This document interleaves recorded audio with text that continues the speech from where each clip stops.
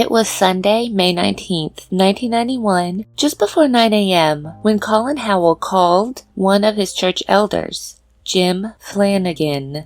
He asked him if he would help him search for his wife, Leigh. Colin told Flanagan that she had driven off sometime during the night and believed she was with another man named Trevor Buchanan. Jim Flanagan came to his house. Colin held his 6-month-old baby while his other 3 children happily played. He handed Jim a note that he said he found from Leigh. "Dear Colin, I'm just trying to go to sleep now. How long, I don't know. Thank you for your help over the past few days and the good times in our marriage. I don't know what to say to you because I don't know how I feel. But I have seen that life goes on after a few weeks of pain. And let's face it, Colin, I am nothing in comparison to what you lost in the one you loved a while back. If I wake up in the morning, just let this be our secret. All my love, Leigh." Colin asked Jim if he would check Leslie's father's house at the 12 Apostles in Castle Rock to see if she was there, but Jim returned shortly, telling him he didn't see any sign of them.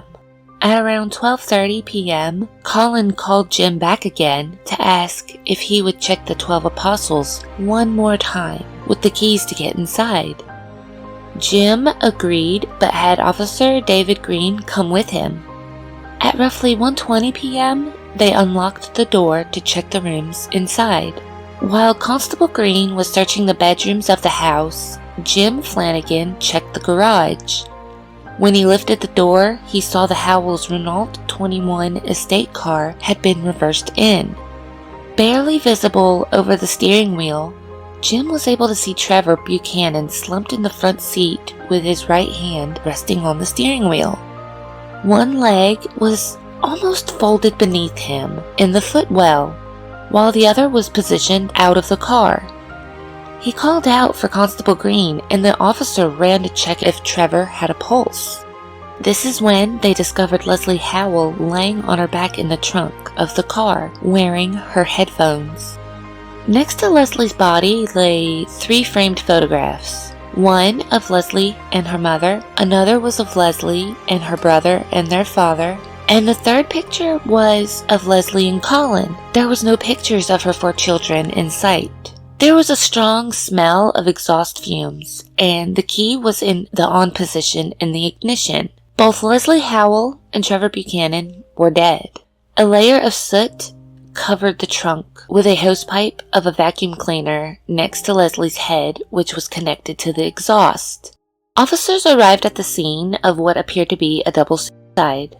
Many of Buchanan's colleagues and members of the Coleraine Baptist Church were vocal about their doubts that this was some bizarre suicide act. All of the people who knew Buchanan knew about Colin Howell having an affair with Buchanan's wife. However, the investigating Royal Ulster Constabulary detective and the coroner concluded that the two took their own lives as scorned lovers. Colin Howell and Hazel Stewart would go on to live their lives without their spouses. It wouldn't be until nearly 20 years later that the truth of what happened during that fateful evening came to light in a torrid affair involving the use of mind-bending drugs administered by Colin, betrayal, and a near narcissistic mutual obsession.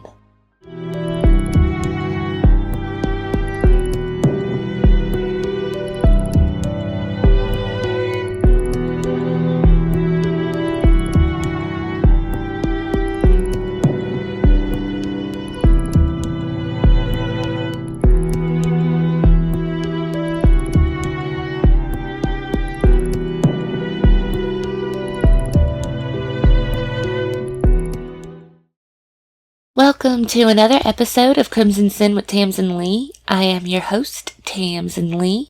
Full show notes and sources can be found at tamsinleighcrimsonsin.podbean.com. This episode makes reference to a lot. So if you or anyone you know is currently having these thoughts, please know that there are people and organizations that can help you. 988 is the Suicide and Crisis Lifeline. You can call, text, and chat confidentially with qualified crisis counselors available for anyone 24/7 for anxiety, depression, suicide prevention, and more. Again, that number is 988. You can also visit 988lifeline.org to find resources and tools to help you. Again, you can talk to a qualified crisis counselor over the phone at 988, or you can also text. Or you could visit 988lifeline.org. These resources can also be found in the show notes. So today's case, we are diving into the shocking case of Colin Howell and Hazel Stewart. There was a show on Netflix called The Secret, which was inspired by the events of this case. When I first started researching this case, I was wondering why it sounded so familiar, and I actually watched that show, so that surprised me. So this case truly did surprised me a lot. And it's not just because of all of the cheating that was happening. It was just from all the signs that this was clearly a case that involved foul play. Yet the investigators ignored all the evidence. I will get into all of the inconsistencies later. Let me know if you find this story shocking also. So, as always, let's start from the beginning. There wasn't a lot of information about Colin Howell's childhood. He was born on March 14th, 1959, and grew up in Belfast. He is the second youngest child of 5 children from a deeply religious family. Colin was studying dentistry at Queen's University in Belfast when he met his wife, Leslie Clark, in 1981. She, too, attended the university as she pursued her dream to become a nurse. She also worked on the wards of the Royal Victoria Hospital in Belfast. The couple married within 2 years. Not long after the birth of their first child in 1984, the family moved to Coleraine, where they joined Coleraine Baptist Church.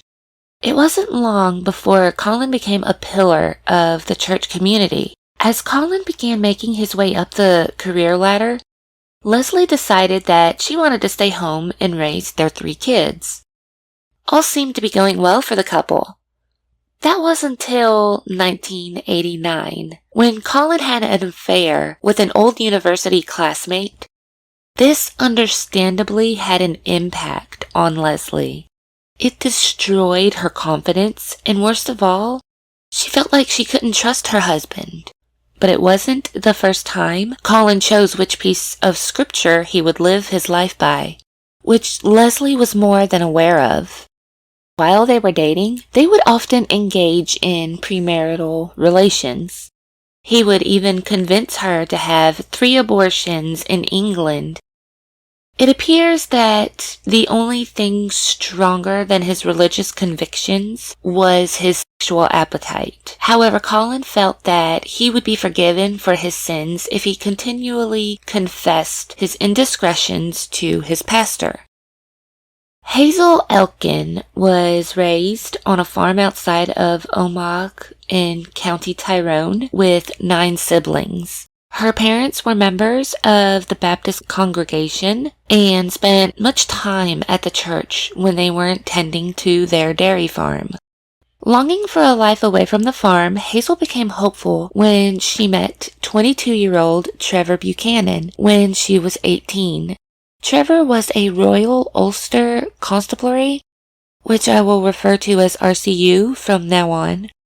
He came from a family of RUC officers. 3 of his 5 brothers were officers, and as the youngest, Trevor looked up to his older siblings in uniform. Trevor and Hazel married at the local Baptist church in July 1981. Not long after their wedding, they had 2 children. Trevor wasn't a devout Baptist, but because his wife was, he was willing to join the church. To many, Hazel was seen as a positive influence on him. He stopped going out drinking with his colleagues as frequently. He quit smoking, and he tried hard to give his family everything they could ever want. But it never seemed like it was enough for Hazel. In 1986, the family moved to Coleraine, settling in the upper-middle-class Charnwood Park estate. The family fit right in at the Baptist church, and life was going very well for the couple. But Hazel started to feel stifled at home with the children. She started a part-time job as a nursery assistant at Mount Sandal Nursery in Coleraine. The job provided a shake-up in her normal routines, which appeared to give her a new lease on life. Her husband appeared to be unimpressed by her sudden change in attitude, and arguments between the couple became more frequent. Trevor adored his wife and loved his family, but his job as a police officer kept him away from home as he had long shifts. In the spring of 1990, Colin Howell was dropping off his 3-year-old daughter at Mount Sandal Nursery. His mind appeared to be elsewhere, as his dental practice in Ballymoney, Co-Antrim, wasn't doing as well as he had hoped, and the renovations in the new family home in Knocklade Park were dragging on, which, if you have to do home renovations, you understand how stressful it can be. Nothing is ever done on time or in the time frame you expected, because you always run into problems. So, it's understandable that he was falling on rough times at this point, so his mind was elsewhere. But suddenly, he hears a friendly voice from the classroom that suddenly snapped him back to reality. When he glanced up, he noticed a pretty blonde nursery assistant. Her cheery and friendly attitude made him smile. He recognized her as they both attended the same church. And upon first noticing her there, he just felt that there was something about her. Colin knew he shouldn't be thinking about another woman. His wife had just caught him in an affair a few months ago, but he knew he would see Hazel again very soon. He decided he would not miss church this coming Sunday. Hazel found herself looking forward to brief conversations with Colin Howell at the school gate, at the church playgroup, and during swimming lessons. Colin's wife Leslie was pregnant with their 4th child, so he would bring the children to the swimming pool. While the kids were all splashing around and playing in the shallow end, Colin and Hazel would become closer in the deep end. As she practiced swimming, doing a little doggy paddle and such, Colin's hands supported her as he confessed, "I'm not having innocent thoughts about you, Hazel." Instead of being mortified or disgusted by his confession, or stating, whoa, we're both married, your wife is pregnant, she simply retorted, "Well, I'm not that innocent myself." So not long after this encounter, the extramarital affair ensued, which Hazel appeared to be conflicted about. She questioned what just happened as she lay in the bed she shared with her husband, next to someone else's husband. As if Colin knew what was on her mind, he quickly responded, "We just had sex. Do you want me to explain it to you?" Despite the struggle Hazel felt, the sexual relationship continued throughout the summer of 1990. Howell seemed to provide Hazel with a bit of excitement. After all, he was a high-flying and charismatic dental surgeon, while her husband was just ordinary to her. Which, this part kind of angered me in my research. Her husband was a police officer. His job was probably thrilling enough for him, so coming home to a house that was not full of liveliness was a welcoming treat for the man. Those that have professions such as police officers and the military, they have enough excitement from their jobs. So, because they have that excitement, coming home is a safe place for them. I understand that Hazel wanted something more. What type of more, I'm not sure, but I think a family vacation would have been thrilling enough, because it would be chaotic with 2 young children to look after. Even just a romantic getaway seemed like it could have sufficed. But maybe not her appetite, but it would have sufficed other people's, right? The couple, speaking of Colin and Hazel, would regularly meet at Castle Row Forest Park to engage in their affair. By August, she would discover that she was pregnant. Did the baby belong to her dark-haired husband or the fair-haired dentist? Colin told her not to worry. He had been through this before with Leigh, before they were married. He knew exactly where to go to deal with the issue. Colin told her that all they had to do was make up a reason to be away for a night, so they could go to London, where Hazel could have an abortion at a clinic. Trevor did not question Hazel anymore. They would constantly argue over everything, so between work and the constant bickering, he was drained. He also wasn't surprised or alarmed when he found a note from her that read, "Going through a really hard time. Don't worry about me. Don't try to find me. I'll be back in a few days. Love you." When Hazel arrived home the following evening, her husband was glad to see her. While she was only relieved she had gotten away with the situation. But soon, the cheating couple's luck would run out. The next month, Hazel and Colin were spotted in a compromising position by a member of the Coleraine Baptist Church, which they attended. It did not take long for word about this incident to reach Pastor John Hansford. The pastor was already informed by Leigh, who had recently given birth to the couple's fourth child, of her suspicions about all the time her husband was spending with Hazel.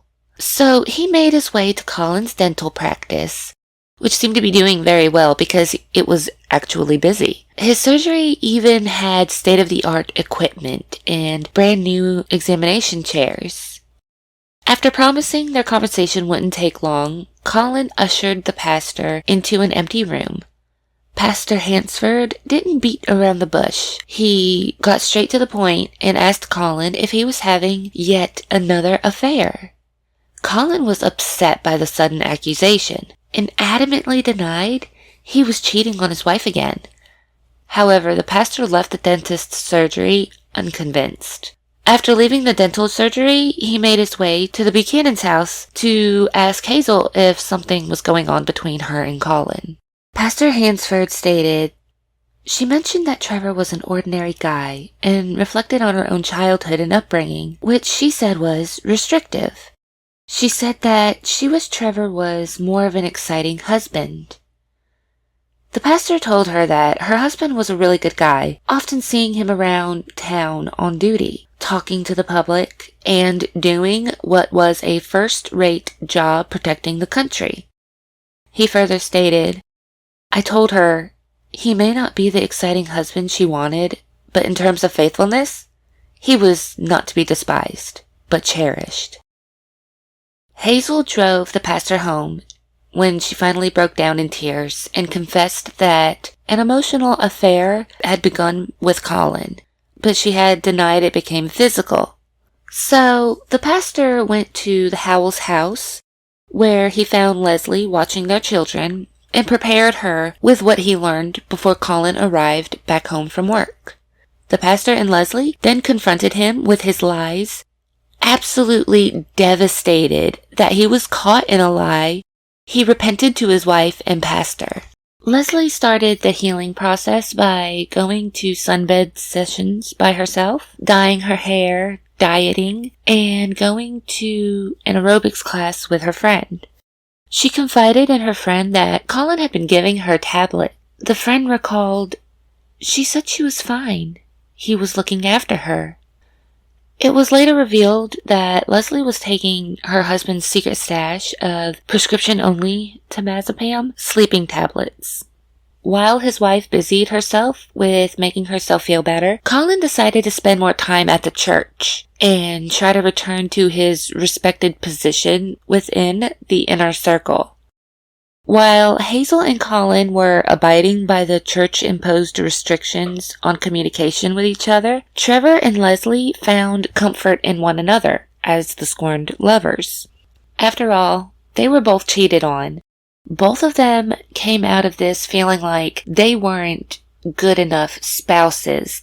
Trevor felt like he wasn't good enough to Hazel, and Leslie felt like she wasn't good enough to Colin. They thought that that's why their spouses were cheating on them. Trevor stated that he was absolutely gutted upon learning of his wife's sordid affair with Howell, but both spouses insisted that they wanted to reconcile and wanted their marriages to continue with the help of counseling provided by their preacher. During these counseling sessions, the couples would discuss their relationships and the things they thought could have contributed to their problems.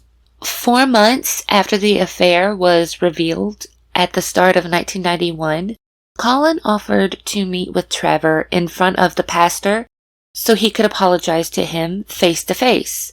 Which I found this interesting because we can either take this for Colin's word that it was merely an attempt to apologize for placing himself in between the couple, or we can look at it as an attempt at a power play.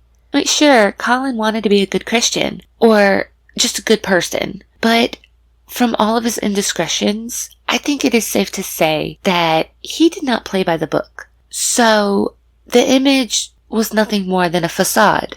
What do you think his motive for this was? Do you think he did it just so he could have a good moral image in front of the church's inner circle? Or do you think he was sincerely apologizing? It was reported that Trevor never had bitter words towards Colin.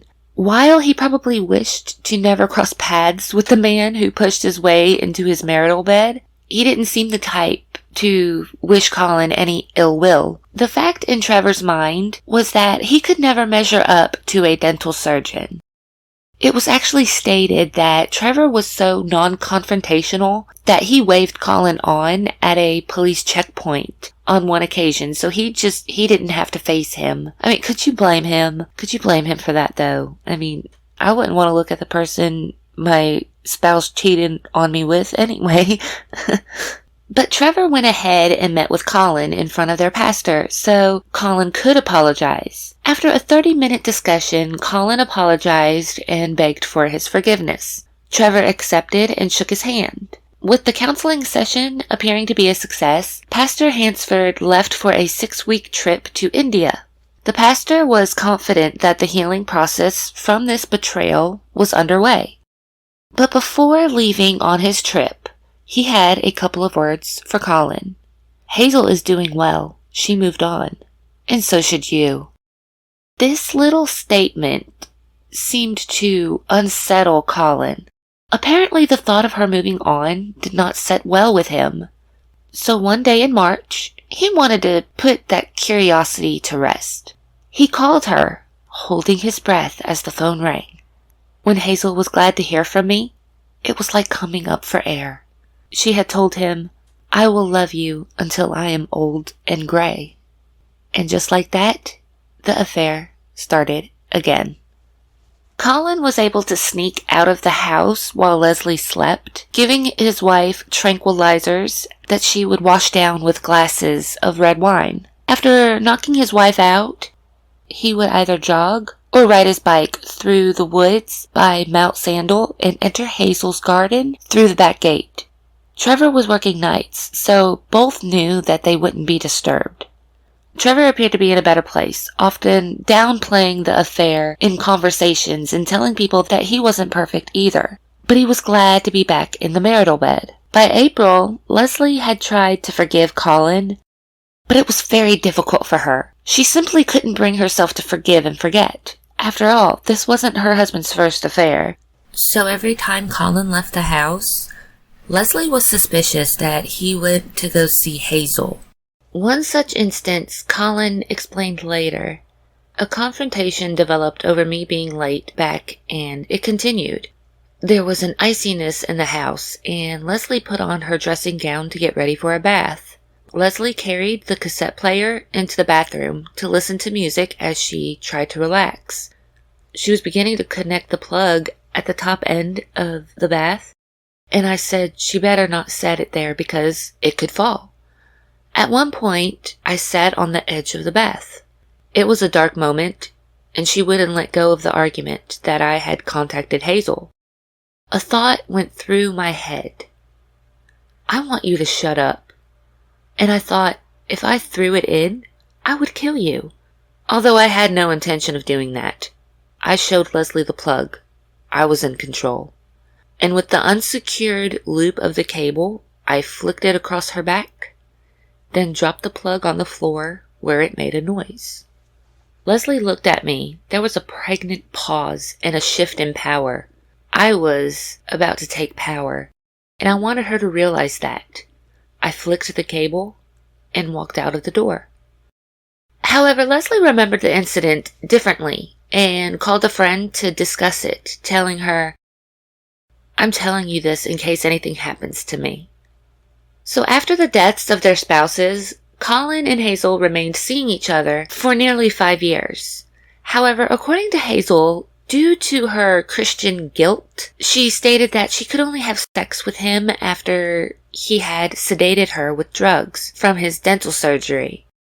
Eventually, Hazel decided to try to move on with a man she dated in her teens named Trevor McCauley. But she also cheated on McCauley with her future husband, former chief superintendent with the RUC, David Stewart. She met Stewart at the gym that McCauley paid for her to attend. Hazel and David got married in the summer of 2005. Colin Howell also decided to move on with his life. In December 1996, he met Kyle Jorgensen at a Christian singles night that was hosted in his own home. Kyle was an American expat who had moved from New York with her 2 young children after escaping a tumultuous marriage. By 1997, the couple was married and had a baby the following year. Over the next 10 years, Colin and Kyle would have 3 more children. However, one day when Colin's oldest son, Matthew, was in St. Petersburg for university placement for his undergraduate language course at St. Andrews, he accidentally fell to his death. Colin felt that this incident was a punishment from God for everything he had done. On the morning of January 29th, 2009, Kyle called the church elders, asking them to come to their house. The church elders knew that this would be listening to another one of Colin's confessions of being unfaithful to his wife. Again, he had been unfaithful a number of times throughout his marriage to Kyle. However, the confession they expected continued with more nightmare-inducing acts the dental surgeon had been hiding for years. After admitting to numerous affairs, he continued telling the elders that he had lost hundreds of thousands of pounds on a scam and that he owed a lot of money to patients and the revenue. He further told them that he had committed a sin when he allowed his first wife, Leslie, to have 3 abortions before they were married, and that he had also been with Hazel when she'd had an abortion during their affair. Although he also had other women from his other affairs go through the same trauma.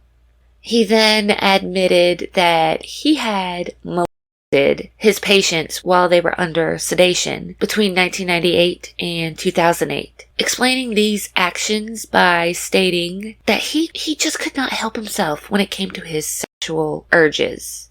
But at the end of his confessions, while his wife recited biblical verses as they sat at the table with the baffled church elders, Colin finally confessed to the worst sin. He had killed Leslie and Trevor and made it all look like a double suicide. Once he finished his confession, the church elders immediately called the police.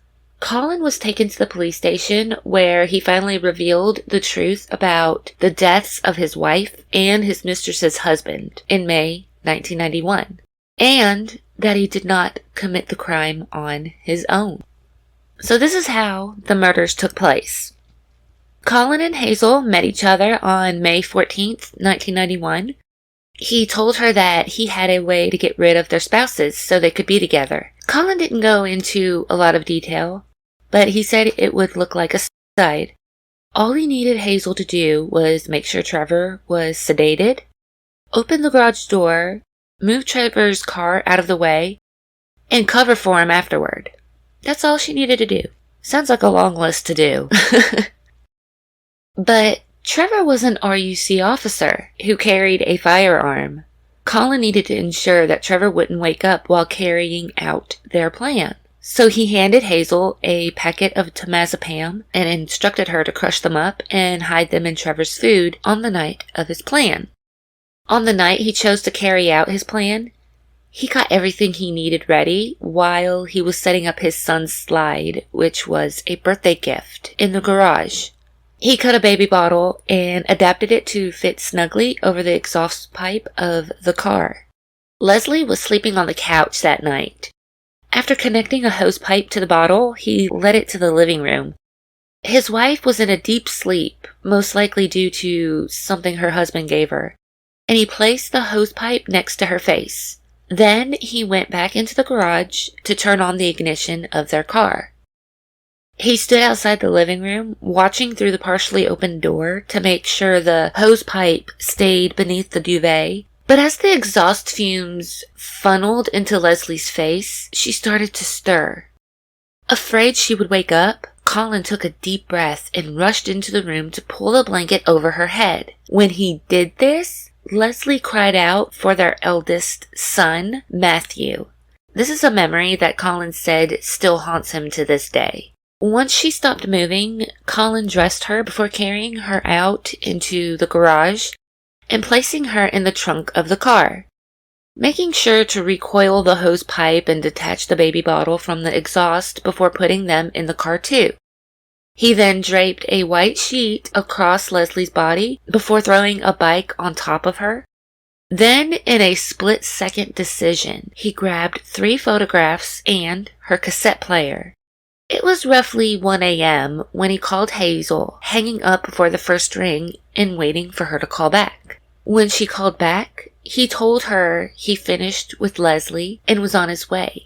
When he arrived at Hazel's, he got out of his car and walked towards her. Opening the trunk, he removed the hose and bottle as he gestured to the sheet and told her, "That's Leslie."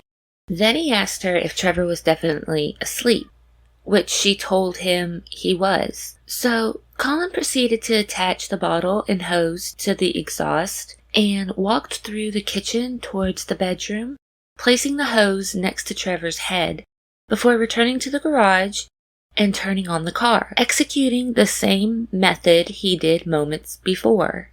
When the deed was done, Colin dragged Trevor's body into the garage, telling Hazel that everything would be fine. He handed her the hosepipe and bottle, instructing her to cut them up and burn them in the fire before she cleaned the bedroom.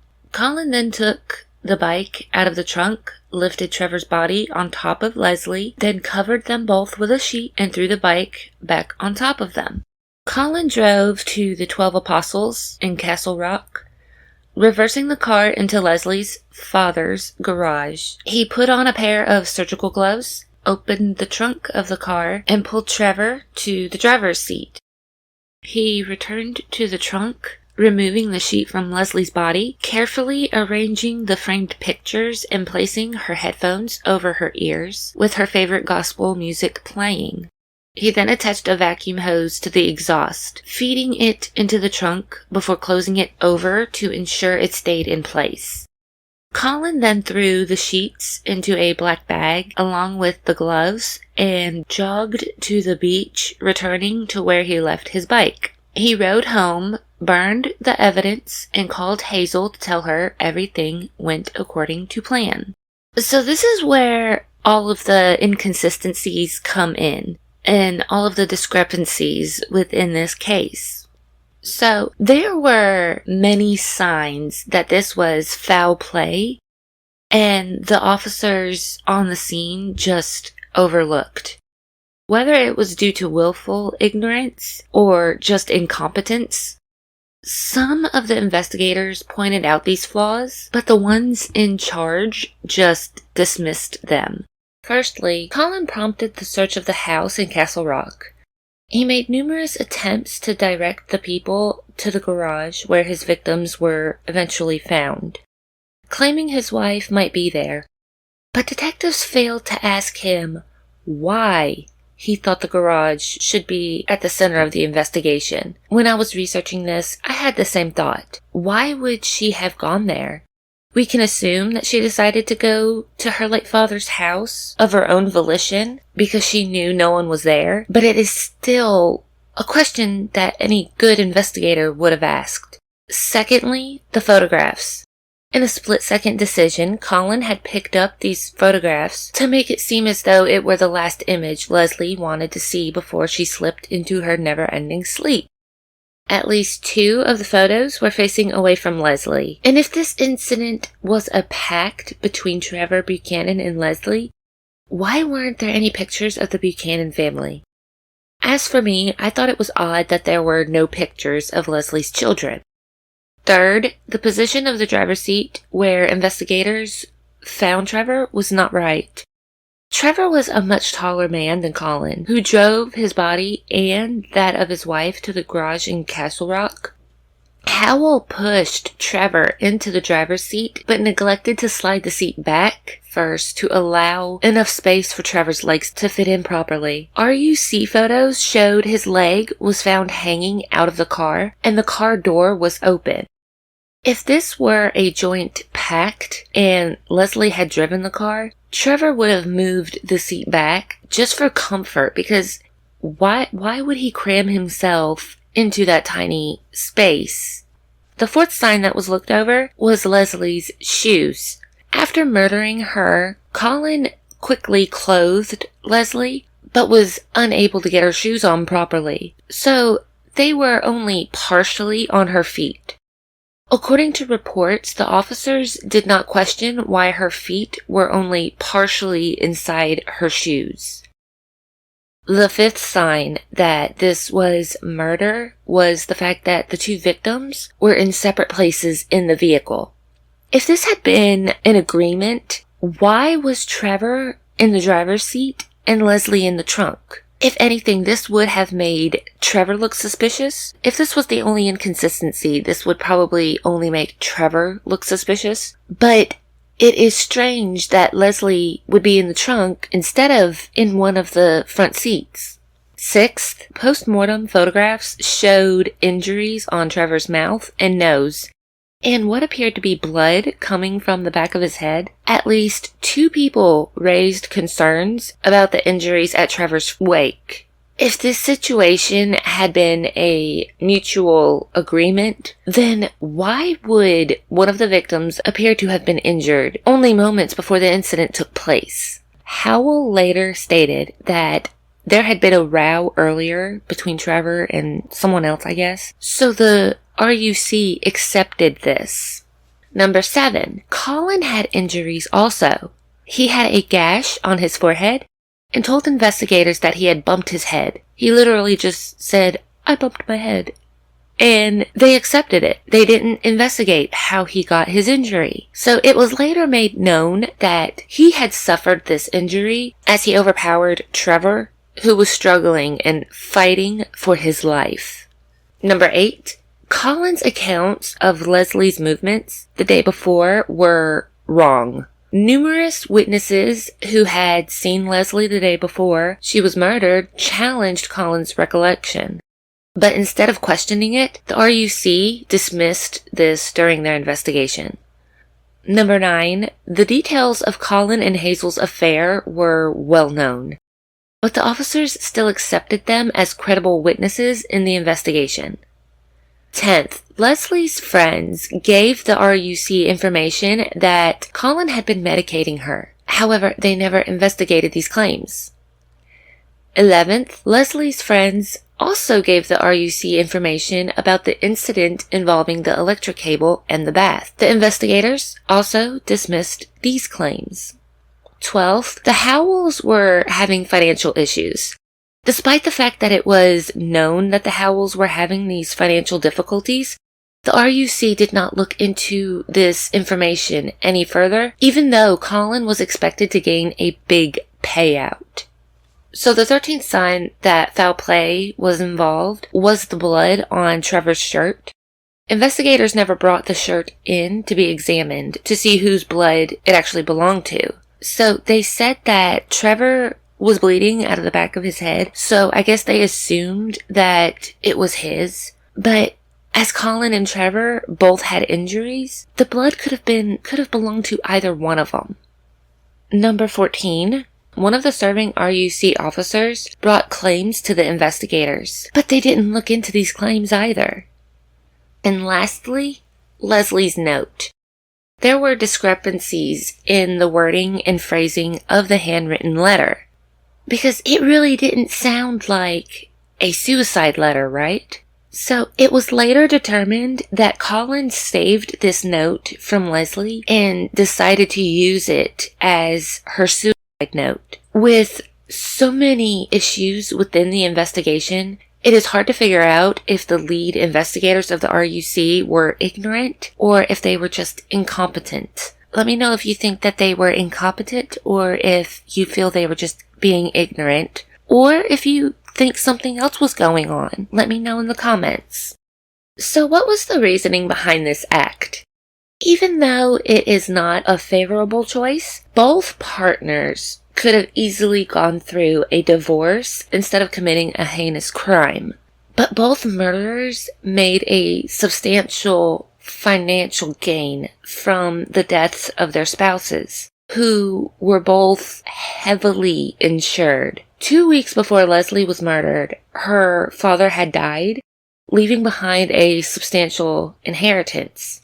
This also allowed Colin to paint his late wife as an alcoholic, self-medicating, unfit mother who took her own life, overcome by the grief of her father's death. The ruse seemed to work because the officers deemed the incident a suicide. Colin gained £414,000, which is equivalent to $521,101 today, from his wife's will, insurance policy, and the endowment from her father's estate. Howell also told police that Stewart was very high maintenance, a statement that her then-husband confided in relatives and Baptist church officials when he stated that he could not provide Hazel with the life she had craved.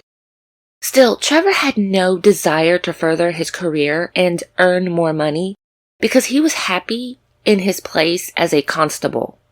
So Hazel's financial desire was made even more evident as it was made apparent that she had undergone a number of cosmetic surgery procedures. And it was also made apparent that she had an expensive taste with her now husband David Stewart, as she would also show up to parties in elaborate ball gowns and wearing expensive jewelry, and she just always seemed to prefer the expensive material things in life. During Coleraine Crown Court, Colin stated that the abortion strengthened their bond during the affair. It was like a blood contract which we had secretly signed together of the murder of an unborn baby. It was a huge bond. It did not make it better. 2 years after he married his second wife, Colin revealed his guilt to her. He made arrangements to bring the two families together at a hotel in Newcastle, County Down, make his confession, and then turn himself over to authorities. He stated that Kyle was shocked by his confession and told him he needed to go to the police, but that's not what happened. He told the jury that he had undergone a religious conviction after meeting a woman at a Sunday night church service where he claimed she had told him all of his sins had been forgiven and forgotten by God. Then he and his wife decided it would be better to keep his guilt a secret for the sake of their children. Which I don't know about you, but I don't think I could live with that as a partner. I mean, he admitted to murdering his wife and his mistress's husband. So what would stop him from doing the same thing to his current wife? So me personally, I would have told the police and just ran for the hills.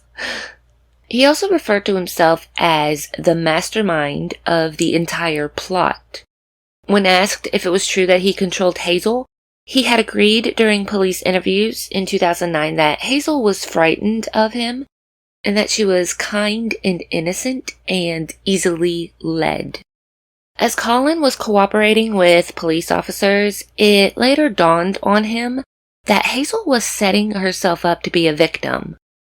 But to be fair, she never objected to the plan of murdering their respective spouses. Colin further stated that Hazel had been waltzing in time, and she had always been in perfect harmony with him. He explained that he had been the lead, but she had always been in perfect harmony with him and did not drag her along the floor. He also said that the last thing he wanted to do was make things worse for Hazel, which I understand this. He is fussing up to the murder, and I'm sure he would have taken all of the blame. But she didn't even attempt to hide the fact that she didn't have any intention of going down with him. I think if she showed him any remorse or empathy at this point, there was a high chance of Colin taking all of the blame. But then again, he did say he realized that Hazel was not his responsibility. Colin was also quoted as saying, "I believe any human being has potential to do what I did, but I did it. That's what sets me apart from most of humanity." Dr. Helen Harbinson, a specialist psychiatrist, stated that Howell had drugged Hazel before they had sex as an experiment to see if he could do the same to his patients. Colin admitted to drugging Hazel during their 6-year relationship, as well as sexually assaulting 3 patients in his practice who were under sedation. However, he denied using laughing gas or injecting anesthetic on Hazel prior to their relations to find out what he could do to patients. He claimed to have used drugs on Hazel to help her suppress the guilt she experienced having sex with him after the double murder. Hazel would later comment, "Even when he was taking me to the surgery and gassing me, he was experimenting on me, and I knew that. How could I stop it? My self-worth was on the ground. I was holding a secret that no one knew about. Most of the time, I just wanted to die. I wanted it over. I didn't care if he gassed me. I didn't care because my life was not my own life. I couldn't go anywhere. I couldn't do anything." So Hazel's legal team focused on the sexual depravity that lay behind the facade of Colin's respected professional and religious life. In 15 taped interviews with detectives, Hazel claimed that she was terrified of Colin and was another one of his victims, claiming to be a vulnerable woman enticed into the dentist's evil web. During her police interviews, she stated, "He was very controlling. Maybe I was easy prey, and that's how I look back on it, and I see that. He's a very calculating person, a very clever guy. I was scared. I thought, if I say something against this, he'll kill me." Hazel maintained that she was forced to help dispose of the pipes throughout her trial, purely out of fear of what Colin may do to her or her children. She also continually stated that Colin controlled her. He decided and planned everything. Also reflecting back, she stated, "I don't know if it was love or fear. He had control over me. It was like I was his little robot." Continuing, she said that she hated Colin and that he was capable of doing everything. She was scared for her children. She also stated, "I want to say sorry to Trevor's family. My guilt was horrendous, my shame." But many had claimed that it didn't seem like she had any guilt. She seemed very remorseless about the actions she allowed to happen.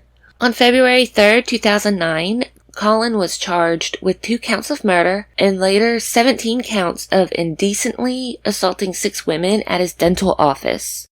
That December, he was sentenced to life imprisonment with a minimum term of 21 years. The only time he was allowed out of prison was when he testified against Hazel in court. He is said to be a model inmate at Magaberry High Security Prison. He was also granted a temporary release in 2018 to attend his father's funeral. It is said that he has been writing a children's book of fables. While Hazel tried her best to paint herself as the victim in court, the jury of 9 men and 3 women refused to believe her, finding her guilty of what the prosecution described as an act of gruesome extermination. The judge even commented that she had every opportunity to stop the murder of her husband, but chose not to. She was sentenced to life imprisonment with a minimum of 18 years at Hyde Bank Prison. Hazel is expected to be released in 2029. Husband and former policeman David and her children, fathered by Trevor, Lisa and Andrew, have vowed to stand by her, insisting she is innocent of murder. Colin is expected to be released in 2031. Colin lost his NHS pension of nearly £590,000, which is roughly $742,632, after sexual assault convictions. Second wife Kyle also filed for divorce upon his arrest and moved the family to Florida to free the family of Colin's legacy. And that's it for today's episode. What did you think about today's case? Do you think Colin's and Hazel's sentencing was fit for their crimes? Let me know what you think in the comments. If there are any details missing, or if you have any requests, make sure to write them in the comments. Thank you for listening. Stay safe, everyone, and I will see you for the next episode. Bye.